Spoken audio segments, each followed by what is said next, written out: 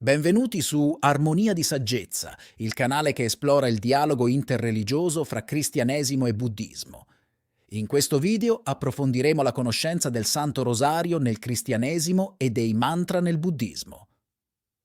Pensate che ci possano essere delle connessioni fra queste due pratiche spirituali, così apparentemente distanti?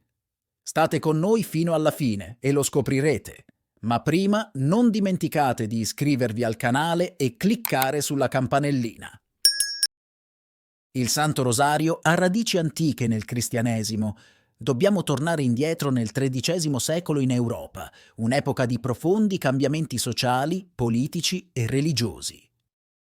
Durante questo periodo, l'Europa medievale era segnata da conflitti, da epidemie, come la peste nera, e da un diffuso senso di instabilità. In risposta a questo clima di turbolenza emersero movimenti di rinnovamento religioso e presero vita nuove pratiche di devozione popolare.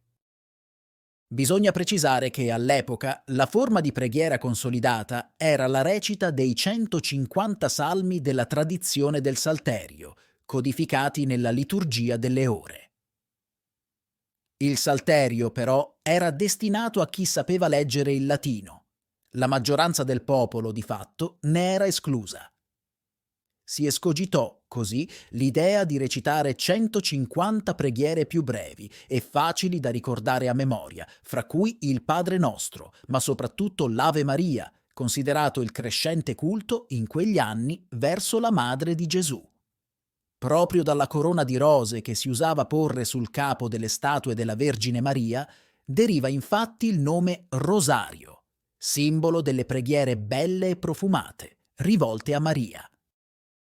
È in questo contesto che San Domenico di Guzman, fondatore dell'ordine domenicano, giocò un ruolo significativo nello sviluppo del Santo Rosario.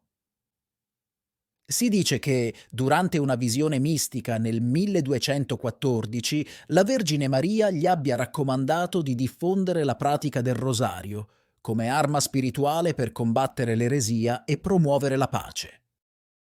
San Domenico e i suoi seguaci iniziarono a diffondere il rosario come una forma di preghiera contemplativa, che consisteva principalmente nel recitare continuativamente l'Ave Maria e il Padre Nostro. Nel corso del tempo il rosario subì diversi cambiamenti. Tra questi, l'introduzione dei misteri della vita di Gesù e di sua Madre Maria.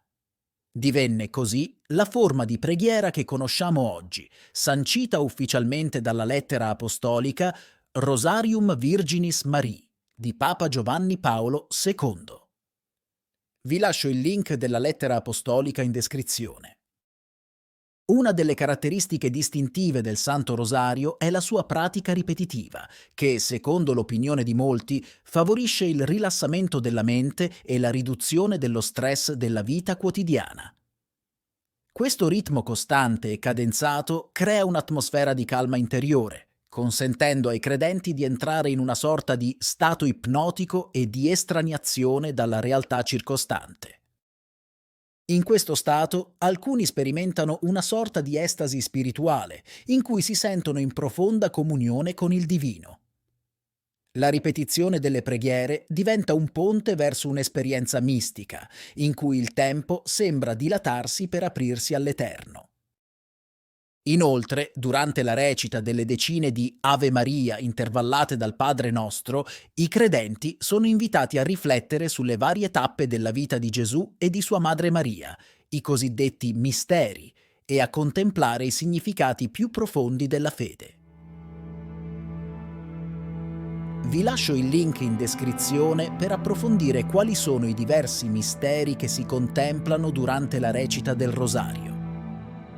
Se hai trovato interessante l'origine e il significato del Santo Rosario, fammelo sapere con un like. Ora facciamo un salto virtuale dall'Occidente all'Oriente per immergerci nella spiritualità dei mantra nel buddismo. Innanzitutto, molto interessante è l'origine etimologica del termine mantra.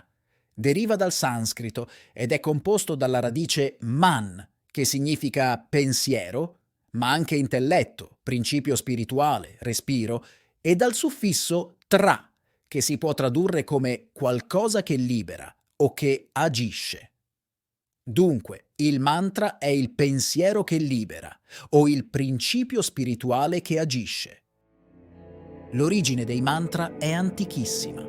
Si può collocare addirittura nel 6000 a.C. I primi mantra si trovano nei Veda, le più antiche scritture dell'induismo. I Veda stessi sono considerati mantra, poiché la loro recitazione è vista come potente e sacra. Si dice che Gautama Buddha in persona abbia insegnato l'importanza dei mantra come parte integrante della pratica meditativa per raggiungere l'illuminazione. Durante il suo cammino spirituale, infatti, trascorse anni in meditazione profonda, esplorando i meandri della mente umana, anche attraverso la pratica dei mantra. Nel corso dei secoli, i monaci buddisti hanno sviluppato una vasta gamma di mantra, ognuno con significati e scopi specifici. Questi suoni sacri vengono utilizzati durante le cerimonie rituali, le pratiche di meditazione e le offerte di devozione per invocare la presenza e la benedizione degli esseri illuminati. Dunque, i mantra non sono solo parole o semplici suoni da ripetere in continuazione, bensì veicoli per trasmettere l'energia spirituale e la saggezza degli antichi maestri. Essi rappresentano un ponte tra il mondo materiale e il regno della consapevolezza superiore, offrendo ai praticanti un mezzo per sperimentare la pace interiore e la realizzazione spirituale. Inoltre, i mantra sono uno strumento unico per calmare la nostra mente, soprattutto quando è presa da paure ed emozioni forti o da pensieri illusori che possono provocare ansia. Oltre a liberare la nostra mente, vengono anche alimentati quei comportamenti positivi che sono le nostre risorse, in modo da vederli realizzati nella vita. Vediamo un esempio concreto. Il mantra Om Tare Tuttare Ture Soha è associato alla Bodhisattva Tara, venerata come l'incarnazione femminile della compassione nel buddismo tibetano.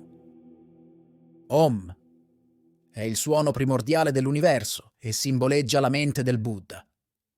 Mentre Tare, Tuttare, Ture è l'invocazione per la liberazione dal dolore, dalle sofferenze e dalle paure. Soha è un'espressione di benedizione e accettazione.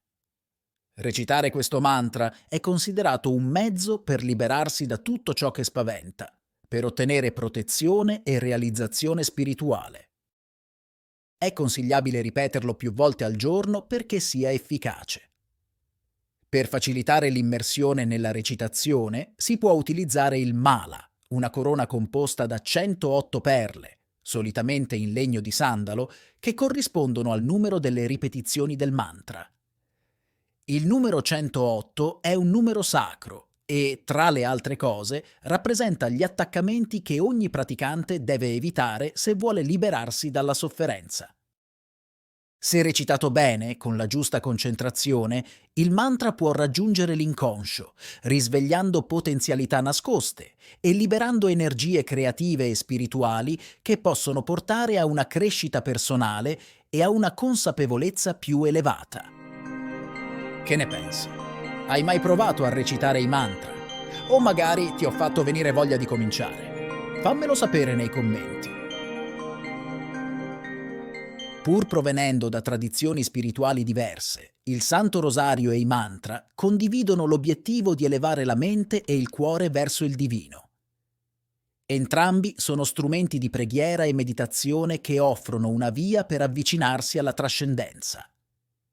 Tuttavia, mentre il Santo Rosario si concentra principalmente sulla riflessione dei misteri della fede cristiana, i mantra nel buddismo mirano a ottenere la pace interiore e la realizzazione spirituale attraverso la concentrazione e la consapevolezza.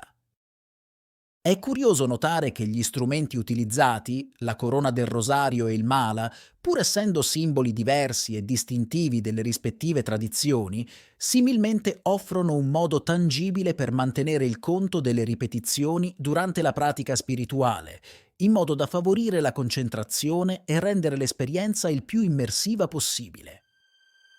Se desideri approfondire altre connessioni e differenze fra le tradizioni del cristianesimo e del buddismo, ti lascio questo video che confronta il concetto del karma con la giustizia divina e ti invito a iscriverti al canale.